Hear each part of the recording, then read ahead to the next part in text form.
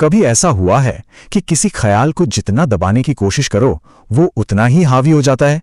अक्सर ऐसा होता है कि हम जिस चीज से सबसे ज्यादा बचने की कोशिश करते हैं वही एक जुनून बन जाती है। असल में दिमाग का एक बड़ा अजीब खेल है, जिसे वो रोकने को कहता है उसी की तरफ खिंचता चला जाता है।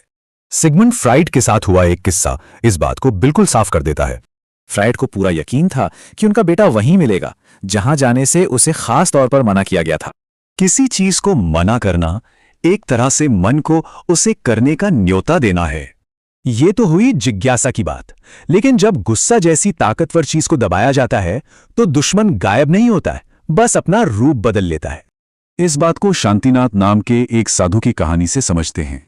वो शांत नहीं हुए थे, बस अब वो अपना गुस्सा दूसरों के बजाय खुद पर निकाल रहे थे। देखिए, दमन से हमारे अंदर के राक्षस मरते नहीं, बस उनका रूप बदल जाता है।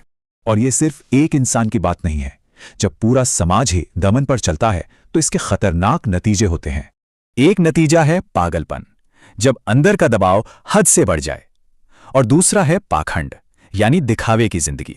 दमन का ये दिमागी बोझ कितना भारी होता है, इसे दो साधुओं की कहानी से समझते हैं। युवा साधु ने मदद करने की इच्छा को दबाया नहीं। उसने औरत को नदी पार कराई और उस बात को वहीं भूल गया। मगर बूढ़े साधु ने अपनी इच्छा को दबा दिया और फिर मीलों तक उसी ख्याल का बोझ ढोते रहे। युवा साधु ने यही समझाया, असली बोझ शरीर पर नहीं बल्कि मन में होता है। तो सवाल यह है कि अगर दबाना ही प्रॉब्लम है तो फिर इसका हल क्या है? पहला कदम क्या है? पहला सिद्धांत है टोटल एक्सेप्टेंस, यानी पूर्ण स्वीकृति। मतलब जो जैसा है उसे वैसा ही मान लेना। अपने अंदर की चीजों को अच्छा या बुरा कहे बिना बस उनके होने को स्वीकार करना है।